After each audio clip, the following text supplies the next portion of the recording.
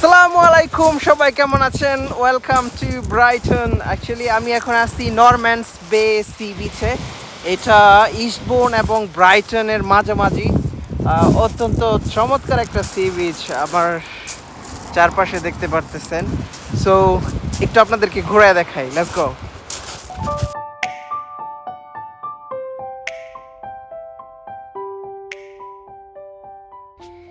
এই অত্যন্ত নিরিবিলি এবং নির্জন দ্বীপটার অবস্থান হচ্ছে ইস্টবোর্ন এবং ব্রাইটন, এই দুইটা এলাকার ঠিক মাঝামাঝি সময়ে।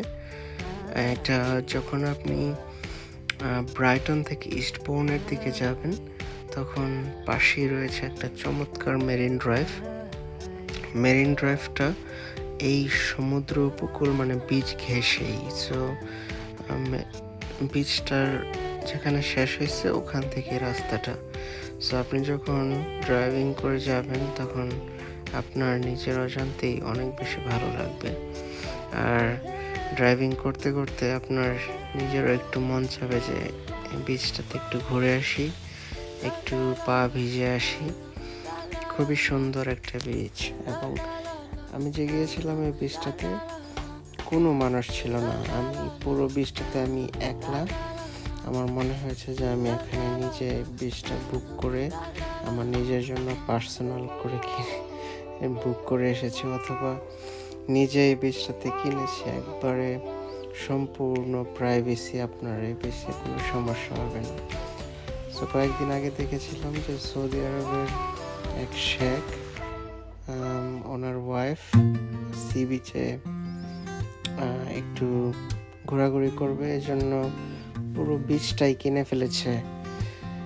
কিন্তু আমার মনে হয় এখানে পুরো বিচ না কিনে যদি এই সি বিচটাতে আসতো তাহলে একই রকম ফ্লেভার পাইতো। কারণ পুরা সি বিচে দেখেন কোনো মানুষ নেই, শুধুমাত্র আমি ছিলাম। আর খুব বড় বড় ঢেউ ছিল, মোটামুটি খুবই সুন্দর, পানিগুলো পরিষ্কার ছিল। আর এটা ছিল হচ্ছে পাথরের সি বিচ। যেহেতু পাথরের ছিল তাই এই বিচে আসলে খালি পায়ে ঘোরা বা সময় কাটানো একটু অসম্ভব। কারণ হলো গিয়ে পায়ে অনেক ব্যথা পাওয়া যায় পাথরে। যখন আপনি অনেকক্ষণ সি বিচে থাকবেন অথবা সাঁতার কাটবেন তখন পায়ের তলা নরম হয়ে যায় স্বাভাবিকভাবে, পায়ের স্কিনগুলো অনেক নরম হয়ে যায়, তারপরে এই পাথরে হাঁটতে অনেক অসুবিধা হয়। যাই হোক, আজকে সারাদিন এই ইস্টবোর্নে ঘোরাঘুরি করলাম এবং এখান থেকে ইস্টবোর্নের দূরত্ব খুব বেশি না, মাত্র 5 মাইলসের মতো।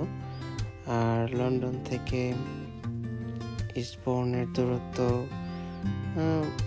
খুব বেশি হলে 40-50 মাইলসের মতো হবে। ইস্টবোর্নের জনসংখ্যা অনেক কম,